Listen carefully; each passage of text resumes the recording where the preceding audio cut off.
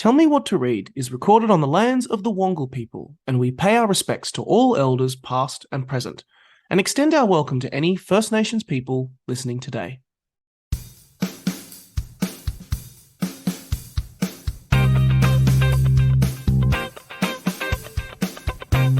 This is Tell Me What to Read, brought to you by Booktopia. I'm your host, Nick Wasiliev, and welcome to the show where we chat about the next great books you should be reading with the authors behind them and familiar faces who read them. All books mentioned in today's show can be found right now at booktopia.com.au, and the links can be found in the description. Hello, I'm Ben Hunter. With me in the studio here at Booktopia HQ is Jane Harper. She is the author of The Dry, many other books. There's a film, there's another film on the way, and the new one is called Exiles. Jane, thank you so much for taking just a little sliver of your time on a very busy tour. Oh, always happy to come to Booktopia. To be here at Booktopia. It's a privilege. It's an honour. So, 5 books. This is the 5th. It's been 6 years. There's a film. There's another film in the works. An innumerable number of awards and accolades. New York Times bestseller list. How are you tired? Yeah, so much so. I also had 2 kids in those years as well. So it was, it's been like a big few years. I mean, I think, it's been great though. I mean, I always wanted to write a book, and to get the chance to write 5 and 5 kind of ones that have been so fun and got taken me to really great places in Australia and let me kind of explore so many kind of characters that have really grown to mean a lot to me. It's been really good. Do you feel like you're in a stride now? You're like stacking up story after story, or are you just sort of riding the coattails of success and just holding on and seeing where you end up? I think it definitely does get easier. I think with every book you learn something, and well, actually many things that you could then get the benefit of being able to take those lessons into the next book, and kind of every time I sort of find my writing technique gets streamlined a little bit more and more, and to the point where I really I'm really comfortable with the steps I need to take to get a book from your idea to completion. And that's what I always tell aspiring authors, that the debut one it's not always going to be this hard or feel like this much of an uphill battle. Like, you absolutely do kind of gain skills that make it easier each time you start to write something. It had a tricky release with the COVID shutdown of cinemas, right? But The Dry was one of the big ticket Australian films of the past decade, right? It's huge. But you didn't need movies. Your books have an incredible readership and they stand on their own feet. But I feel at the same time, having that kind of attention on your work must bring it to a different dimension. It certainly does that for readers, I think. But I want to ask what that does to you as an author. Yeah, I mean, absolutely. I mean, I guess the great thing about a film is it does take the story to people who maybe would never discover it, in a book, or maybe just actually haven't got around to. I mean, there's so many books in the world, you can't read everything, and maybe hadn't got around to reading it, but then from they enjoy the film, so then we'll go out and seek out your other books, and I think for me for me writing a book was always the ultimate goal. It was never I never sort of wanted, it was never, that I thought, oh, I'd love to write a book, and then wouldn't it be great if it got made into a film? Like, for me, writing a book was the end goal, and that's always what I've been completely happy with. So, I mean, having the books made into a film. Yeah. It was a lovely kind of addition, and I think, though, the thing I wanted was for the adaptation to be something that readers would recognise and embrace and really celebrate, I think, what the things that they've enjoyed about a book. And I think they did a beautiful job with The Dry. Yes. And you've just wrapped up filming of the second film. were you in the second film as well? I know you have a very small part in the first film, in the funeral scene. That's it. When I say the funeral of the dry, and no, I'm not. So in Force of Nature, unfortunately, I know we really tried. They filmed it over winter in Victoria, and both me and the people who could make it happen really tried to make it work, but just the scheduling was so tight, and there's so many scenes where there's not a lot of extra scenes, a lot of quite challenging filming in quite dense bushland for that film. So I didn't get to be in it, but I did get to go on set and see them filming a very sort of lovely kind of scene in a lodge. So it was a bit more civilized. I sat there and sipped coffee and watched it play out. But it was a lot of fun. The location looked great, and it's the same core team who's behind the dry, which is really exciting because they did such a beautiful job with that. I'm really looking forward to seeing what they do with Force of Nature as well. Could you introduce our listeners to Exiles? This one is the fifth book. It sees the return of Aaron Falk, Federal Agent Falk, and it's set in picturesque wine country in South Australia. So tell us all about it. Yeah, so Exiles is, as you said, so it's set in, it's another Australian mystery, very much similar in tone and feel to the other books, set in beautiful wine country, South Australia, and it is centres around a woman who goes missing during a busy food and wine festival, and it's the third and final book featuring Aaron Falk. So I went into Exiles knowing that this would be the final story for him, and gave me a chance to, I think, explore a little bit of a different side to him than I got to in the previous books. Yeah, he grapples with a bit of personal stuff. He's kind of trying I don't want to spoil it, but I did enjoy reading that that personal sort of development of Falk as the story unfolds, because I guess maybe it's an impulse of the reader, particularly with a returning kind of detective character. You kind of see them as like a coat hanger to kind of hang the plot on, right? But it's not the case entirely with this one at all. No, I think that was why I knew I wanted this to be the last book, because I think with returning characters it is hard to. It is really hard to kind of maintain the, I think, the quality of storyline that you need, and also let that character develop. And some people can do it really well over long periods of time. But I think, as an author, you have to be really, honest with yourself about where you think that character's journey is going to go. And you have to kind of put aside kind of any sort of commercial incentives to kind of continue on past, I feel, the point where I felt he really his journey needed to conclude. And the beauty of that was that going into Exiles knowing it was the last one meant that you can leave everything on the field. I could make this book exactly what I wanted to do. The entire thing was built kind of for him and around him, with Aki's at the heart of it.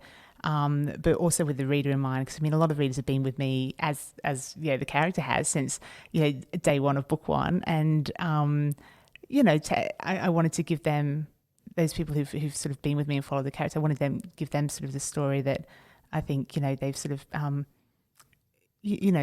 they wanted to see as well. Is there a tension there for you as an author with you have a returning audience, but then you're thinking of broadening out to a new audience all the time, and being fresh?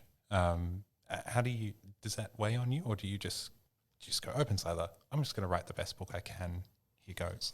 Yeah, it's a bit of both. I think part of writing the best book you can is trying to, always trying to kind of, I guess, reach new audiences, but also, keep the ones you have and recognize that, they're the people who've maybe been loyal to you for a long time. So it is something absolutely I think you take into consideration, because I think as an author, you're writing for the readers. If I was writing for myself, I just keep a diary. You've got to, you're doing it for the readers, and so that's why I think with all my books, I think they can all be read as standalones, but the sort of the tone and is sort of recognizable, and I think it is.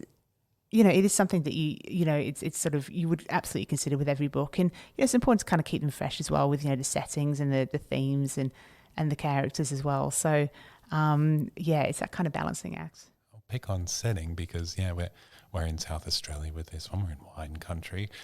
Last book, you were, I remember you were researching, doing dives off the coast of Tasmania. Place is like obviously really important thing in your writing, but as part of this kind of rural Australian noir genre, which you kind of at the forefront of at the moment, how do you pick and what draws you to place as an author, but as a reader as well? Yeah, there's a few different things that go into settings. I mean, the main one really is I always look for a setting that's going to help drive the plot. So the plot and the setting are very interlinked, and I'm looking for something that, whatever the kind of the core mystery is, it's something that I guess by the end of the book, you feel like, that story really, that was the best place to tell that story, and you really couldn't have told that anywhere else. I want a setting as well that supports the characters that I need to tell that story. So who are the characters that need to kind of be playing roles in this, and what kind of people are they, and how is that authentic to this location? Would they, if they've grown up there or moved there? So you're looking for that, and then it's kind of about I think cherry picking those really great details that kind of make a fictionalized setting feel authentic and recognizable. So people who have been to the kind of region I'm setting it in, even though the town itself is maybe fictionalized, they feel like, I've been somewhere exactly like that. This isn't a question, this is just a compliment that I have to put out there. You will take the Australian landscape, which we think of as expansive, right? But you make it feel really small to the reader in a way that's like intimate. You've done that with this book, with this this town fair, these farmhouses, a reservoir, these very specific places. You did the same thing with The Lost Man, which is set on this enormous West Queensland cattle station, and I really feel like that might be my favourite crime book of all time. This is so good. But you take these expansive places and you make them small for the reader. That's a skill I would love to tap. Thank you. I wish I could pull that out of your brain. Who do you love to read, and who would you steal a skill off if you could? Oh yeah, great. I mean, great question. I mean, when because when I'm writing, it is and I'm writing a lot. I do find it really hard to read other authors. So I'm quite sort of particular about who I read. And I often kind of read actually people who I've read before. To be honest, like books that I know. So it's quite hard to flip from my own story to follow a different novel. So I mean, when I'm particularly for Exiles, I remember I read I like to read authors who I think do a great job, and because I feel like surrounding myself by great writing kind of it kind of pulls you towards it just makes you sort of want to improve yourself.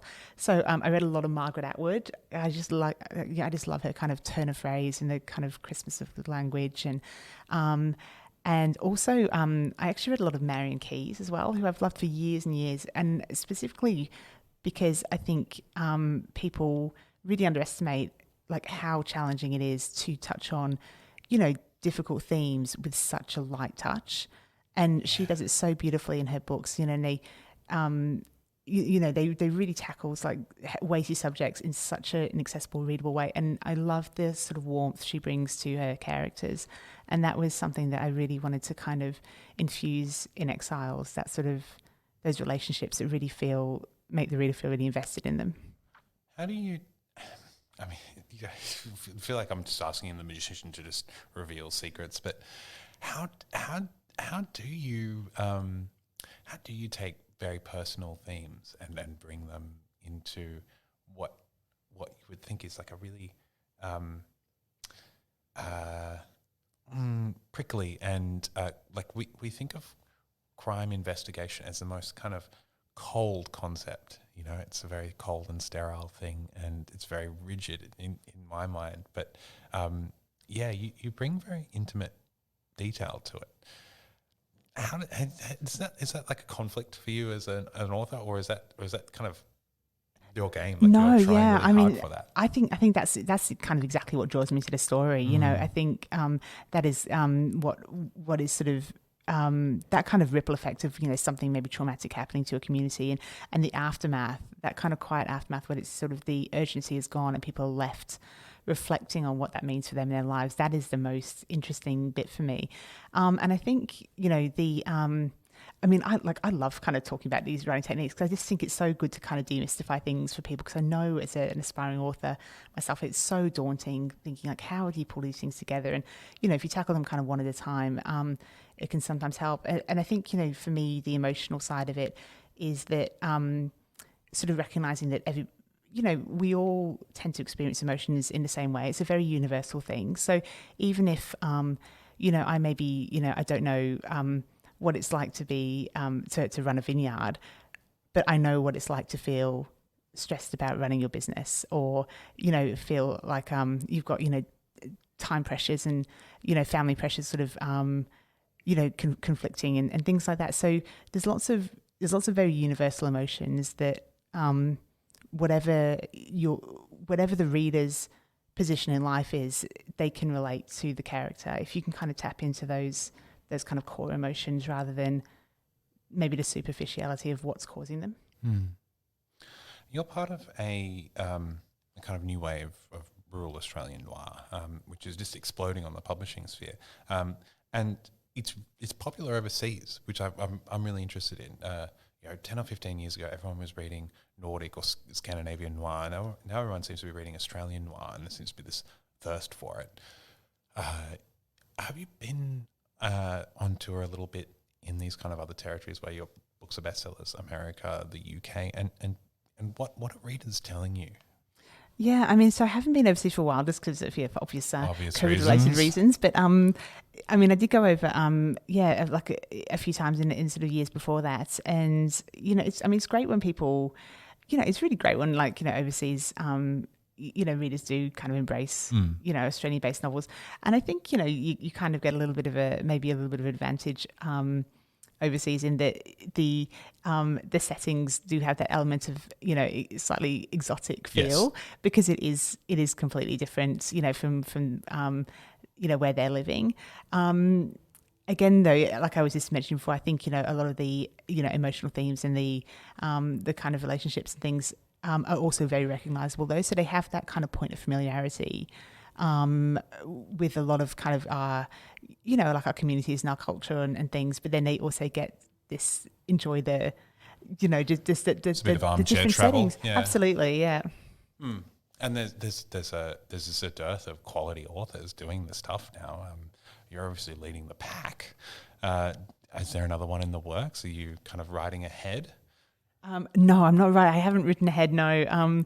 I know some authors kind of seem to be, have like quite a lot of ideas on the go. Once I'm more of a sort of one book, one time sort of author. It's fine. So I'm at the moment sort of promoting Exiles, and then I'll go back to dreaming. Start thinking about it. Yeah, I spent quite a long time planning the book, so I've got a few ideas that. But that's also something I often tell aspiring authors is that people kind of think the idea has to be the entire book, and they wait for that kind of idea to sort of suddenly, and they think it's going to be the whole 300-page story. And in actual fact, the idea is almost nothing. Like it's just a little jumping off point. And so you can, I've got a few ideas, but all of them, every single one of them needs to be developed. And it's about which one of those you're going to spend the time developing. Which one will germinate? Exactly. Yeah. Which one would grow the best? Which one would give you enough avenues to kind of sustain that 300 pages that you need? Well, this is a huge jet set tour that you're on, and I have to let you go now, essentially, because you've got to go to another event.